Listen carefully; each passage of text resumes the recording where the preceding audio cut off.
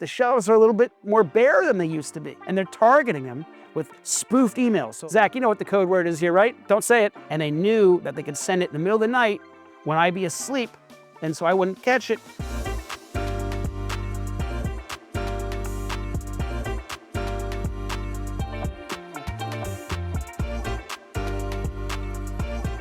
All right, we're here live in the Grovara. Today's episode brought to you by Honey Stinger. All honey, not much sting, great product. Products are pretty robust, actually. They got their waffles, they got their chews, they got their gels. You know, if you're doing your thing, this is the thing for you, right? We're going to hop right in with a pretty interesting story. Last month, UNFI. Now, you don't know who that is, or maybe you do. You might see their trucks on the road, big 40-foot container trucks, UNFI, United Natural Foods, Inc. They are one of the largest suppliers of Whole Foods. They're doing $30 billion a year in sales distribution.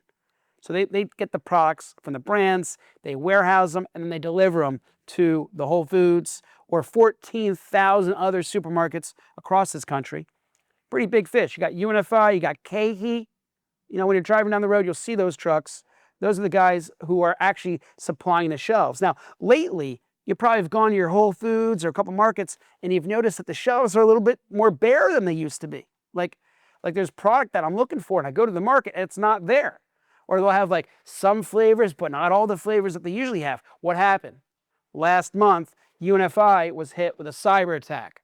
Now, rumor has it, it was a ransomware attack. Their product and the distribution was completely interrupted. They had to shut down all of their digital order taking, and actually now have to do the old pick up the phone or email your order in. You know, so it's a lot slower. They're reporting disruptions. And while they do have insurance, they have cybersecurity insurance, which will cover them in the long run. They did do an SEC filing that brought to light this whole issue. And as of now, mid-July, they still are not fully caught up and are still having some disruption to their services. You know, we're all too familiar here at Grovara with the idea of people trying to break into our systems. That's why we promote safety. That's why our platform is pretty ironclad. We don't even take orders anymore electronically over email. We take them strictly through our platform. So, you know, in the communication, if a message, you can ask the whole team, if a message comes in and it's not on the platform, we don't even treat it like real. It just doesn't exist, or at least it's taken with a bit of scrutiny. You know, the way these bad actors are getting into these organizations. You've heard of ransomware. It's been all over the news for the last year, 2 years now. But what they're doing is they're going on LinkedIn and they're seeing who's the newest employee or who's the lowest ranking member at that organization, and they're targeting them with spoofed emails. So someone at our team, it happens to us almost on a daily basis now, is someone gets an email from Peter Groverman. It's not really Peter Groverman, but it's someone pretending to be me, and it's usually like the interns, like our boy Zach over here. Zach, you get an email from me today? Not today, but I have in the past. You have in the past, right. They get these emails and they pretend to be me, and it says something along the lines of, I need you to go to the store and get these gift cards and send them to this address. Or a couple weeks ago before the July 4th holiday, it was like the Thursday, 4:45 p.m., right before the day is going to end, one of the interns gets an email from me saying, I need you to make a wire a $45,000 payment today to this fake invoice. Thank you.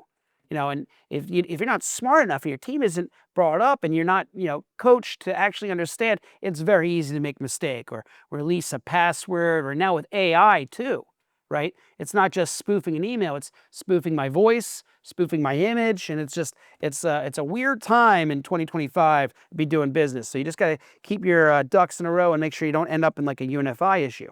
Now, UNFI is interesting. They've got about 13.5% average gross margin, right? So slim numbers there, and this type of disruption can really be a big hit to, you know, the way they do their actual processing and the amount of deal flow in the market.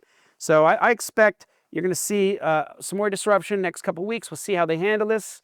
I don't know all the specifics. Of course, it's just a little bit of hearsay in the industry, but certainly it does make everyone, you know, bring attention that there is this possibility of being hacked and having disruption if you're not careful. So what protocols can you have in place to make sure that you are not victimized by these types of outputs? We have code words here at Grovara. So if someone says something and it's not necessarily the right, something seems off, the team knows what to ask. Zach, you know what the code word is here, right? Don't say it. What's our code word? That's right. That was a test.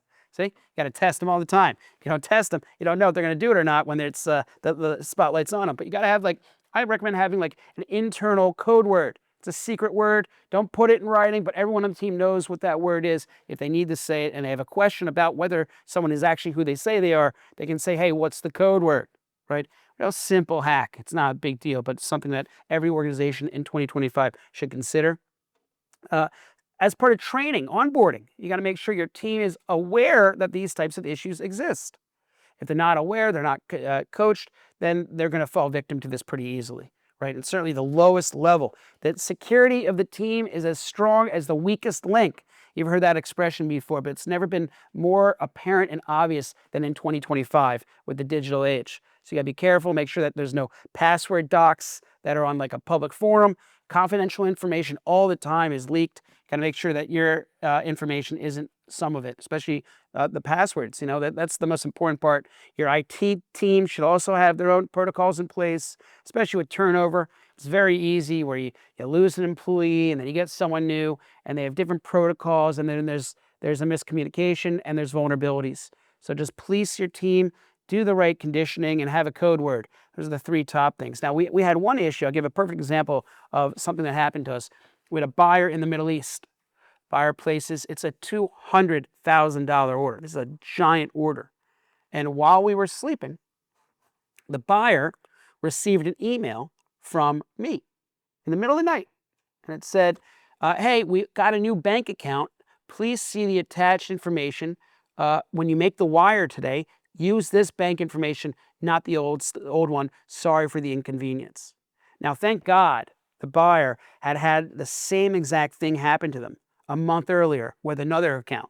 So clearly it was something on their end internally, or someone was monitoring their emails, but they knew the day the wire was going to be made, they knew who the supplier was and spoofed my email and then wrote something in my tone, and they knew that they could send it in the middle of the night when I'd be asleep, and so I wouldn't catch it, and so these people would then make the mistake. But thank God, buyer sent us an email, replied to me and said, hey, we received this today. We're going to pause the transaction today until we have more clarity on this.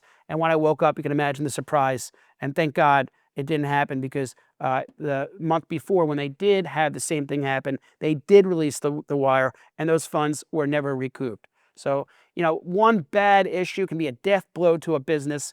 Good thing for UNFI that they've got, it seems like good fail-safes in place that keep the business up and running, but bad thing for the shareholders of the company, who are going to see a little bit of a downturn in the short run from a lack of supply on the shelves. And certainly from the end consumer, if I'm going there looking for my pink lemonade flavored honey stinger and they don't have the pink lemonade, that's going to be a little bit of a missed opportunity, right? Lastly, really good on UNFI to have the insurances in place. You want to make sure you do have in 2025 cyber security insurance, that you do have the coverage and the protection. God forbid something like this happen to you. If you ever have a question about anything, or you get an email from me that seems suspect, don't be a stranger. Pick up the phone, call me, email me. We'll be back here for another episode, hopefully powered by Honey Stinger at the Grovara. Thank you again. If you enjoyed this podcast, check us out on YouTube, LinkedIn, or subscribe on Spotify or Apple. Like, comment, subscribe, and always go global here at Grovara.